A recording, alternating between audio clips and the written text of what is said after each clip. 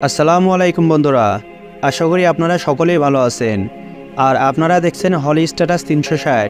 প্রিয় বন্ধুরা, উম্মুল মুমিনিন হজরত খাদিজা রাদিয়াল্লাহু আনহার ইন্তিকালের পর ওনার জানাজার নামাজ পড়ানো হয়নি। কিন্তু কেন?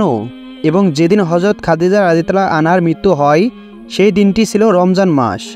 কিন্তু রমজান মাস থাকা সত্ত্বেও কেউ সেদিন রোজা রাখেনি। হজরত খাদিজা রাদিয়াল্লাহু আনহার মৃত্যুর বছরকে কষ্টের বছর বলা হয় কেন? এই সকল প্রশ্নের উত্তর আজকের এই ভিডিওর মাধ্যমে আপনাদেরকে জানাবো। প্রিয় দর্শকবিন্দু, হজরত খাদিজা রাদিয়াল্লাহু আনহা হচ্ছেন প্রথম নারী যাকে কোরআনের আয়াত দ্বারা উম্মুল মুমিনিন অর্থাৎ মুমিনদের মা অন্তর্ভুক্ত করা হয়েছে।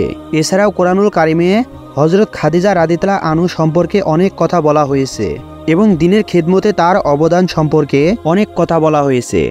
রাসূলুল্লাহ সাল্লাল্লাহু আলাইহি ওয়াসাল্লামের সাথে বিয়ে হওয়ার পূর্বে তিনি মক্কার অনেক বড় ধনী ব্যবসায়ী রমণী ছিলেন। তার ব্যবসায়ী কাফেলায় নিযুক্ত উটের সংখ্যা ছিল প্রায় ৮০,০০০, যে সকল উটের মাধ্যমে তিনি শাম, সিরিয়া, মিশর এবং ইয়েমেনে তিনি ব্যবসায়ী কাফেলা প্রেরণ করতেন। কিন্তু আল্লাহর রসুলের সাথে বিয়ে হওয়ার পর তিনি তার সমস্ত সম্পদ ইসলামের কল্যাণে আল্লাহর রসুলের হাতে সমর্পণ করেন, যাতে ইসলাম প্রচার ও প্রসারে ব্যয় করতে পারেন। উম্মুল মুমিনিন হজরত খাদিজা রাদিয়াল্লাহু আনহা অত্যন্ত সম্ভ্রান্ত বংশের রমণী ছিলেন। তার পিতা খালিদ বিন আসাদ এবং মাতা ফাতেমা বিনতে জাইদা তার বংশের পরম্পরা পিছনে গিয়ে আল্লাহর রসুলের বংশের সাথে মিলিত হয়, যে কারণে তার বংশের মর্যাদা আল্লাহর রসুল সাল্লাল্লাহু আলাইহি সাল্লামের স্ত্রী হবার মতোই উপযুক্ত ছিল। হজরত খাদিজা রাদিয়াল্লাহু আনহার বয়স হস্তি বাহিনীর আক্রমণের ১৫ বছর পূর্বে হয়েছিল এবং নবীজির হিজরতের বছর তার বয়স ৬৫ বছরে পরিণত হয়। তিনি ৬৫ বছর বয়সে ইন্তিকাল করেন এবং তাকে মক্কার বিখ্যাত কবরস্থান জান্নাতুল মুআল্লায় দাফন করা হয়। হজরত আবু হুরায়রা রাদিয়াল্লাহু আনহা থেকে বর্ণিত, তিনি বলেন, নবী করিম সাল্লাল্লাহু আলাইহি সাল্লাম যখন হেরা গুহায় আল্লাহর ইবাদতে মশগুল থাকতেন, তখন একদিন জিবরাইল আলাইহিস সালাম আল্লাহর রসুলের কাছে আগমন করেন এবং বলেন, হে আল্লাহর রসুল, আপনার নিকট খাদিজা রাদিয়াল্লাহু আনহা আগমন করেছেন। তার হাতে একটি পাত্র রয়েছে, তাতে তরকারি এবং খাবার দাবার নিয়ে এসেছেন।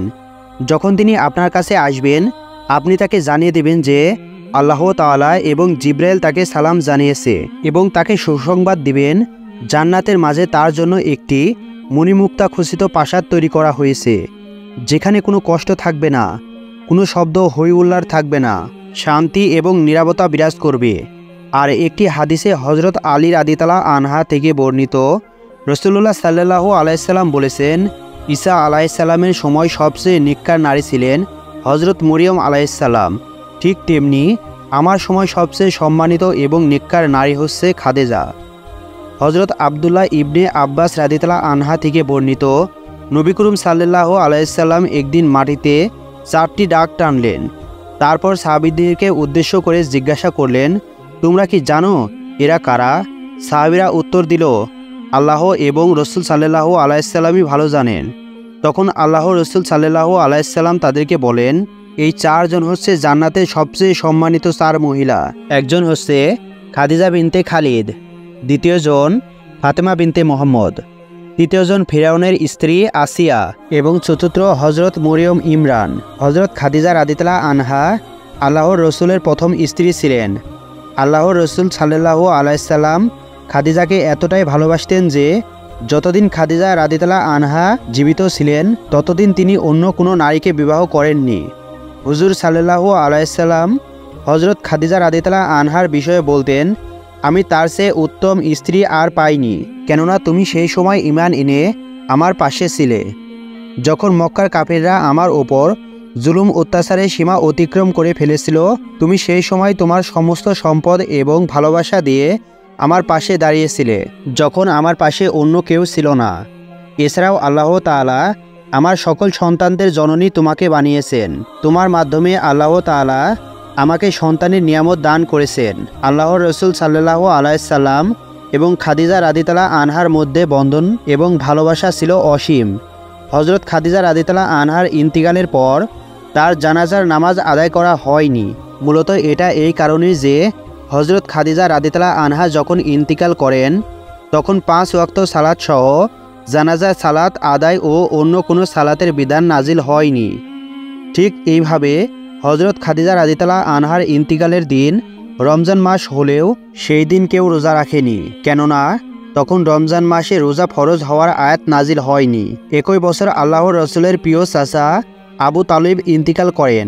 এই দুজনই আল্লাহর রসুলের পাশে ছিলেন, তার কঠিন সময়ে সব ধরনের সহযোগিতা করেছেন। সামান্য কিছুদিনের ব্যবধানে সবচেয়ে প্রিয়তম দুই ব্যক্তির ইন্তিকালে আল্লাহর রাসূল মানসিকভাবে বিপর্যস্ত হয়ে পড়েন। এই কারণেই বছরকে কষ্টের বছর বলা হয়। হজরত খাদিজা রাদিয়াল্লাহু আনহার মৃত্যু নবীজির হিজরতের এবং সালাত ফরজ হওয়ার আগের বছরে ঘটে থাকে। হিজরতের কয়েক মাস আগে হজরত জিবরাইল আলাইহিসসালাম এর সুসংবাদ অনুযায়ী হজরত খাদিজা রাদিয়াল্লাহু আনহার জান্নাতে নির্মিত মণিমুক্তার নির্মিত প্রাসাদে রয়েছেন। আল্লাহর রসুল সাল্লাল্লাহু আলাইহি সাল্লাম নিজে হজরত খাদিজার কবরে নামেন এবং নিজের হাতে হজরত খাদিজার দেহ কবরে নামান। হজরত খাদিজা রাদিয়াল্লাহু আনহার গর্ভে আল্লাহর রাসূলের 6টি সন্তানের জন্ম হয়, যার মধ্যে 2টি পুত্র সন্তান যারা শিশু বয়সে ইন্তিকাল করেন এবং 4টি কন্যা সন্তান রয়েছে। হজরত কাসিম বিন মোহাম্মদ আল্লাহর রসুলের সবচেয়ে বড় সন্তান ছিলেন। এই ছেলের নাম অনুযায়ী আল্লাহর রাসূল সাল্লাল্লাহু আলাইহি সাল্লামের একটি কুনিয়াত উপন্যাস রয়েছে আবুল কাসিম। তারপরে কন্যা সন্তানদের মধ্যে হজরত জয়নাব বিনতে মোহাম্মদ আল্লাহর রাসূলের সবচেয়ে বড় কন্যা ছিলেন। তারপর তৃতীয় পুত্র সন্তান আবদুল্লাহ বিন মোহাম্মদ, তিনি খুব অল্প বয়সে মারা যান। এই পুত্র সন্তানটি নবুয়তের বছরে জন্মগ্রহণ করেন, যার কারণে তাকে তৈয়ব এবং তাহের 2টি উপন্যাসে ডাকা হয়ে থাকেন। তারপরে চতুর্থ সন্তান হজরত রুকায়া বিনতে মোহাম্মদ সাল্লাল্লাহু আলাইহি সাল্লাম। তারপরে পঞ্চম সন্তান হজরত উম্মে কুলসুম বিনতে মোহাম্মদ সাল্লাল্লাহু আলাইহি সাল্লাম। অতঃপর সর্বশেষ এবং ষষ্ঠ সন্তান জান্নাতের নারীদের সর্দার হজরত ফাতিমা বিনতে মোহাম্মদ সাল্লাল্লাহু আলাইহি সাল্লামের জন্ম হয়। এই সকল সন্তানদের জন্মের মাঝে 1 বছরের ব্যবধান থাকে। হজরত খাদিজা রাদিয়াল্লাহু আনহা নিজের সন্তানদের খুবই ভালোবাসতেন। হজরত খাদিজা রাদিয়াল্লাহু আনহার 5টি বিষয়ে মর্যাদা ছিল। সর্বপ্রথম, তিনি আল্লাহর রাসূলের প্রথম স্ত্রী হওয়ার গৌরব অর্জন করেন। তিনি যখন আল্লাহর রাসূলের স্ত্রী হন তখন তার বয়স 40 বছর। তা সত্ত্বেও তিনি যতদিন জীবিত ছিলেন আল্লাহর রাসূল দ্বিতীয় বিয়ে করেননি। বন্ধুরা, আল্লাহ তাআলার কাছে এই দোয়াই করি যেন আমাদেরকে কিয়ামতের দিন আল্লাহর রাসূলের শাফায়াত নসিব করেন। আমিন।